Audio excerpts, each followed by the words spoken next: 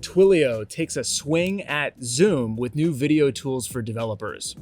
Shopify crushes Q3 earnings and announces a hot new partnership. And Loom rebrands and gets a boatload of new competitors in the video space. That and more on this week's PLG123. Let's dive in.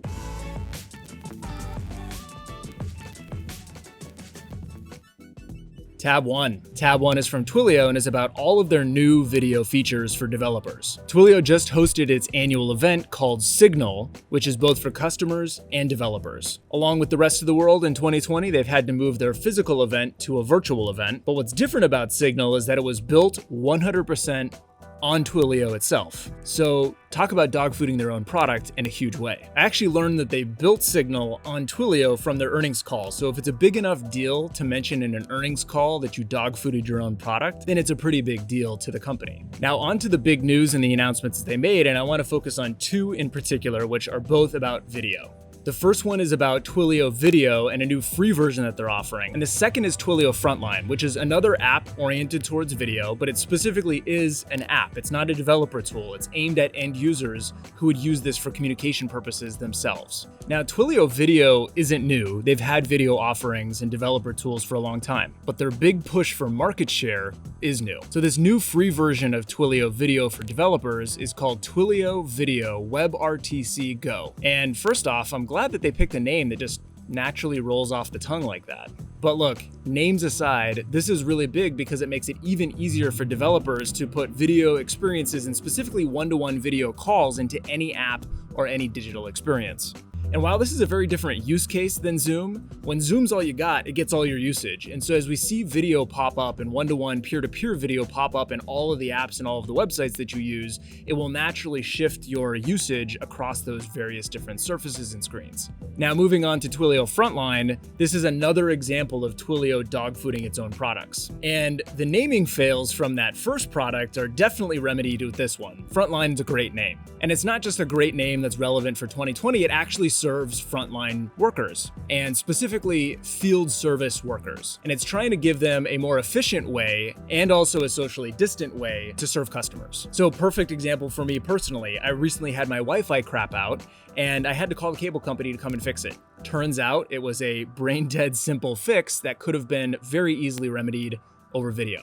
And so imagine if my cable company had in their app a click to talk to technician button, and I could have resolved that brain dead stupid issue on my own versus having to have the truck roll out and have them reset the button on my behalf. So that's what Frontline is in practice. It's an app to do exactly that. So here's what to keep your eye on going forward. Will we see more native video chats embedded directly into all of your favorite apps? Or is this a rising tide that just our lives are video these days and video communication, and this is just another way to express that and actually is going to grow the overall pie versus take just a share of the pie?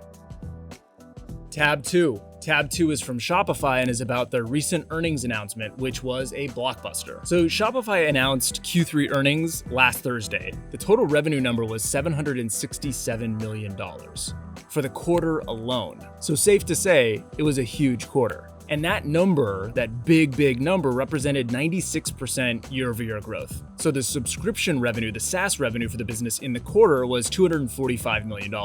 And that represented 48% growth year-over-year. While merchant services, which is their payments revenue, was at $522 million and represented 132% year-over-year growth. So first off, nearly $800 million of revenue just in one quarter alone from any SaaS company is extremely impressive and deserves attention, let alone if you're growing at nearly 100% year over year with those large numbers. But back to the revenue makeup, almost exactly 2/3 of Shopify's revenue doesn't come from SaaS, even though we think about it as being a SaaS business. It comes from payments. Again, that's the merchant solutions revenue. And that payment revenue is growing way faster than the subscription revenue. Again, 132% year over year versus 48% year over year, which brings up an interesting thought experiment. Can you imagine if Shopify was just a SaaS business? It would be a lot smaller, 1/3 of the size to be exact. It would be growing slower, 48% year over year in the current quarter versus the 96% year over year that it actually did end up growing. There's also downstream implications of this, which is if you can't capture the payments revenue, then you're effectively operating in a smaller addressable market. Because you don't have that payment revenue, there's fewer levers to pull in the business to optimize future growth, which would lead to a much lower market cap for this business.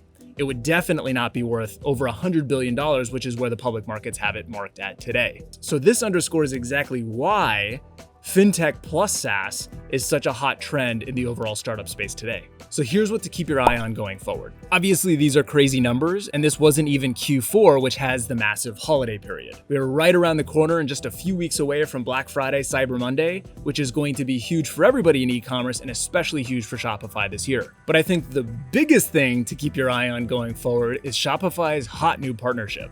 And you don't have to look far for it because it was right in the earnings announcement as well. That's right, Shopify is partnering with TikTok. TikTok is the hottest social media app around right now, and Shopify recognizes that its younger skewing DTC brands are effectively digitally native, certainly, but especially social media native, and so they need to stay ahead of what the new hot platforms are. Instagram has always been incredibly core to Shopify merchants and DTC brands, and now TikTok seems to be following in its footsteps. And if you get a minute, go check this out on the Shopify blog or on TikTok itself, because Shopify did release a really fun TikTok video as part of the announcement, which you would expect. Tab 3. Tab 3 is from Loom and is about their recent rebrand and announcement of new features. Loom was already a hot communications app even before COVID, and I think it's safe to say that Loom, like Zoom, had a big boom this year for obvious reasons. Specifically, Loom points to 20x year-over-year growth in the overall usage of its application. So today, Loom users are recording and watching close to 300 million minutes of Loom videos every single month. And a year ago, that was 15 million minutes per month. So again, that's the 20x year-over-year growth that you've seen. Going down the announcement very quickly, Loom does have a new brand. They went from red to purple. They announced the new logo that they have, which they call the Loom Beam, which is a great name as well. And there's a bunch of new team and collaboration features in this release as well. To me, this takes an already great product and makes it even better. And I have a very simple rule of thumb when I think about business communication over video. Zoom for synchronous communication, Loom for asynchronous video communication. So here's what to keep your eye on going forward. Asynchronous video has become a very hot space.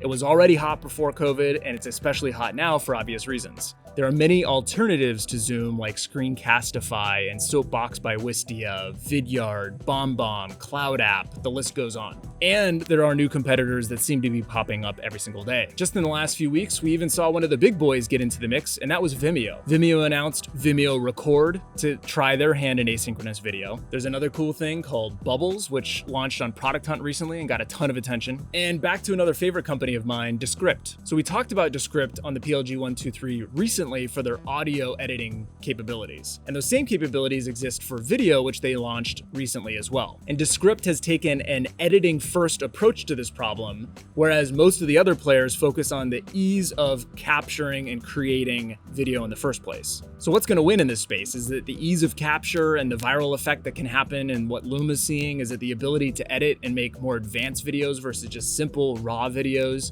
I think time is going to tell, but asynchronous video is here to stay. Well, that does it for this week on the PLG123. Make sure to follow me on LinkedIn for more daily PLG content, and stay tuned for our weekly episode drops of the PLG123 coming at you right here on LinkedIn.